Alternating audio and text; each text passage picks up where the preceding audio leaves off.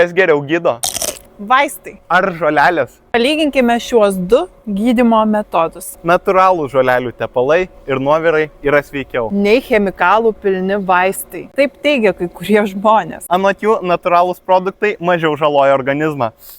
Tame yra dalis tiesos. Anot šios tyrimo apžvalgos, Dauguma žolelių turi mažai šalutinių efektų. tai puiku, jos saugios. Anot NHS, dauguma žolelių veiksmingumas moksliškai nėra įrodytas. Kai kuriais atvejais tai reiškia, kad trūksta tyrimų.